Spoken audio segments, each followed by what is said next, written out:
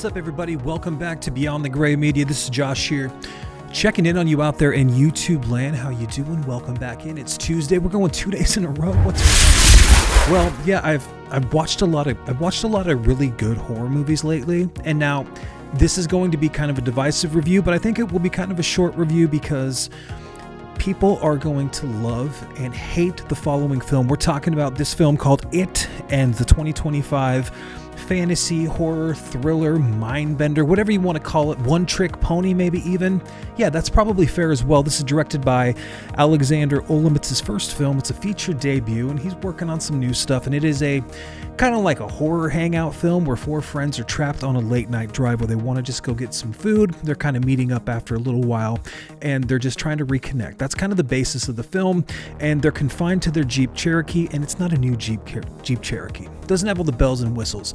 It's very, very basic, and they're on this kind of no-name road in the middle of a no-name place that really kind of feels like you don't know where you are or where you were going, but you just know that you might have missed your turn. That's kind of the premise.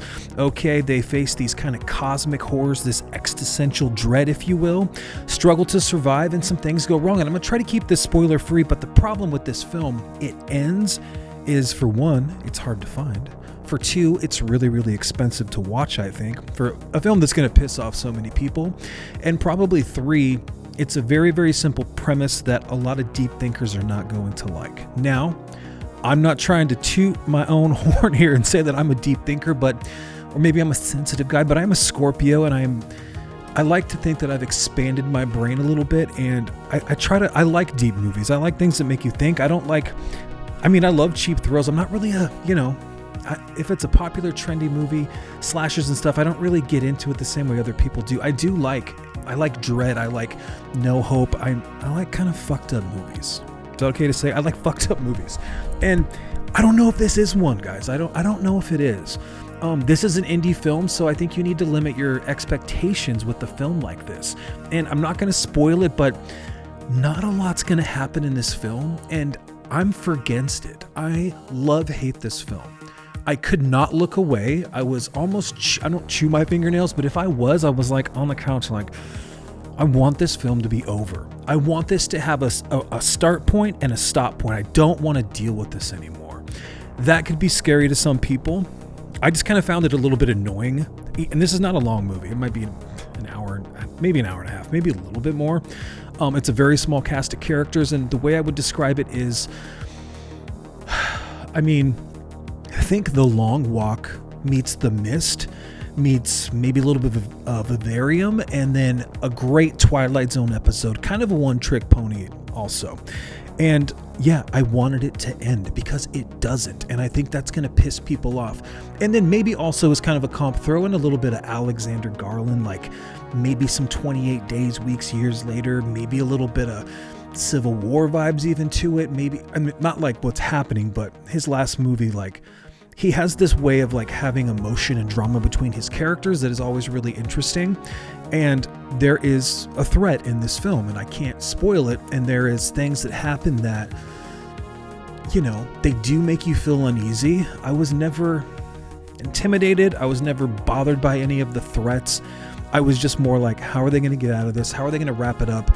And not knowing that it was an indie film, I had higher expectations than I should have, and I ended up still really enjoying it and recommending it, but also kind of hated it at the same time. So I'm probably mixed. I'm probably like a 6 out of 10, but I think on a rewatch, like on a sick day where you're not feeling good and you just want to watch something kind of mindless, I guess, lots of character development, right? Is that what you're supposed to say? Where you're really into the characters and stuff.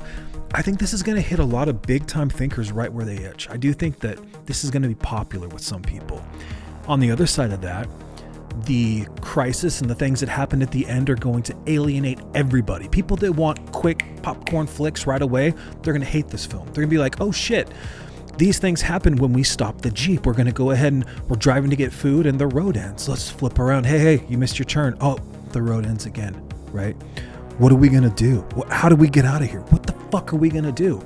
Hey, save our water. Hey, there's only a little bit of food left. Why are you trying to, right? There's a little bit of that survival element, which I'm a huge, huge fan of survival action kind of films.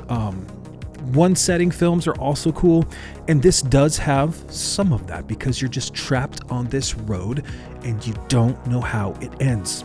That's the whole movie. Is that enough for you? Are the things that happen when you stop the car enough to keep you invested? That's kind of cool. What about how you survive, right? When things kind of hit the fan. That's kind of interesting too. And some light spoilers here maybe. There is this thing where when they stop the car, they want to get out, they want to stretch, because after 24 hours you should be out of gas. After 24 hours you should have some rationale and some reasons as to why you can't keep going. You don't have food. Why am I not hungry yet? Why can't I sleep? All these things kind of pile up on you. And so they want to get out, they want to do push-ups, they want to rationalize, they want to there's just 4 friends and they all got a different personality, different perspective on life. You can tell that they maybe didn't always get along. Some are in the military, some are just kind of hippie dip. They're all a little bit different. And so you get kind of like new world problems with this cast of characters, and when they finally stop, they decide, hey, something comes out of the woods at a certain time. And that's kind of the horror element of this film, or supernatural, or maybe even sci-fi if you want to go that far. I wouldn't say like Orwellian. I'm trying to think of a good term without spoiling it. So they start to time themselves and they realize that, hey, we only have this much time before this thing happens at the Jeep. So they got to kind of make decisions, and they start to get a little bit more bold and courageous as the movie goes on. And I think that's pretty good cinema. That's pretty engaging, pretty enticing to watch. I really did like that stuff. And then of course, how far could you drive? How far will you go with mundane details in your own life? And that's kind of where it gets allegorical, metaphorical. These are big time words for a Tuesday. I apologize. I don't like thinking that way.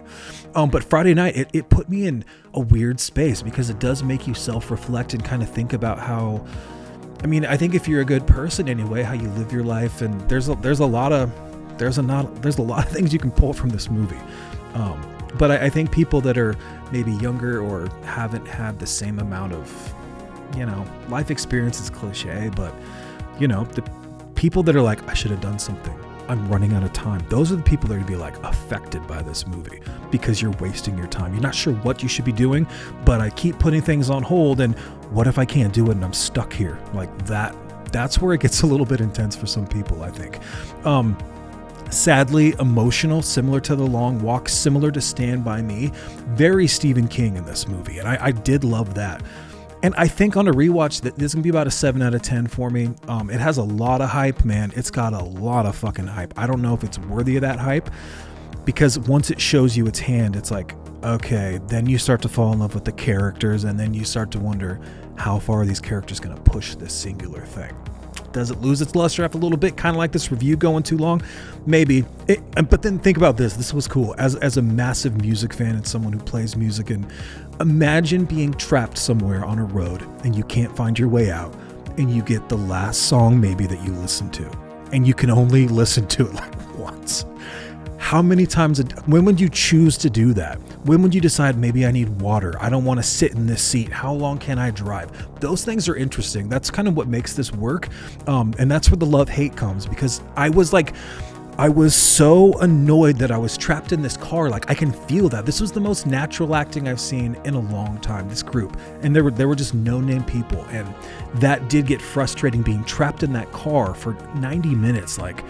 God, when is this gonna end? I was antsy thinking about it, but I kind of love that at the same time. And that's kind of what the movie is. So guys, thanks so much for being here. Take great care of yourselves. I love you. There's some more reviews coming. Just hang in there. Let me know, have you watched It Ends? I know that you had to have a Letterboxd subscription, and then you had to watch it through that app on the phone, but I was having a hard time with it.